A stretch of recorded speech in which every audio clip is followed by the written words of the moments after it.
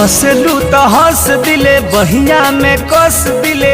पर नंबर दे दा, हम घरे जाके फोन करब, मुलाकात हो सकी। ठीक बा। दिल दे दिहनी,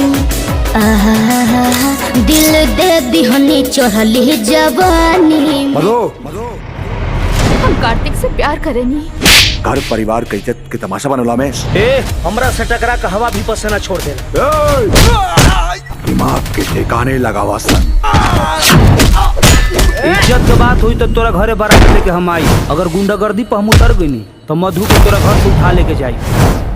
ओढ़ ले लू ओढ़नी प्यार डियार तू सुनर लागेलू। अखिया में बाटे हुनर डियार तू सुनर लागेलू। हे बजरंगबली, अरे हम जिंदगी भर कुंवारे रहो, हमारो जिंदगी में कोनो लड़की भेजा। केहुबा का हम बानी नु निश्चय पूजा। अब देखा मामा के फिटनेस के राज। रे मर्दे बुढ़ारी में राम राम जपा और शादी ब्याह के चक्कर छोड़ा। खींच के मार सारो भदेला बाबा। एक सड़क छाप लड़का हमनी के घर का दामाद कैसे बन सकेला? तू बीच में मत बोला, हमार शादी हमार मर्जी से हुई। तुम्हारे बाबूजी और तुम्हारे भाई हमारा से जीते जी कबो शादी ना करी। शादी खातिर हम बाबूजी के मनाई। रिश्ता पक्का बा, समझी ना। हमारे तरफ से तो रिश्ता पक्का। कारे नैनन में कजरा कारी कटारी दे हो पियर। उड़े जोड़ा से तो हर फीता बरियार हो बबनी हरियर। माई के पाँव छुआ। खुश रही बेटी। माई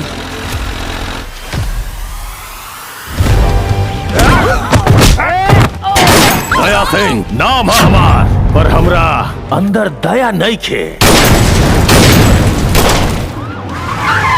और मोहब्बत के पैगाम स्टूडियो तक आ गई। मधु, मधु बता। मामला बड़ा संगीन है साहब। पता नहीं हमारी बिटिया मधु कहाँ हुई। हमरा के बचा ली। आकाश के होते हुए आपकी चिंता करे के कोनो जरूरत नहीं। कीमत दे के खरीद ले बानी एकरा के, कोनो लूट के माल नहीं के जे उड़ा के ले जाइबा। तोर बहिन भाग गई और ते हमरा से बहस करता है।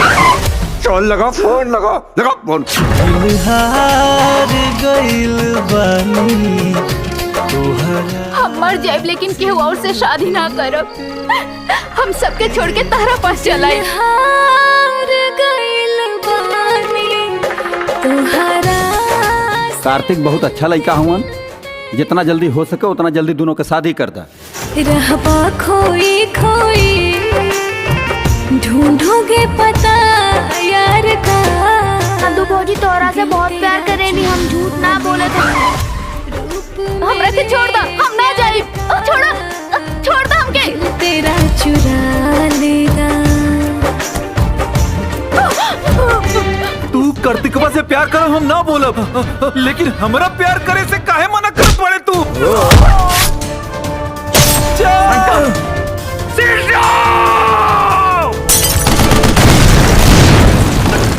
हमार सांस खाली मधु खातिर रोक सकेला और कोनो माई के लाल पैदा नहीं के भाई कि हमार सांस रोक सकेला।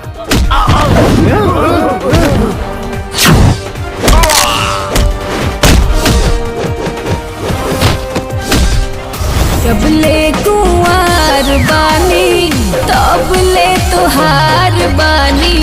जब ले कुंवार बानी तब ले तुहार बानी।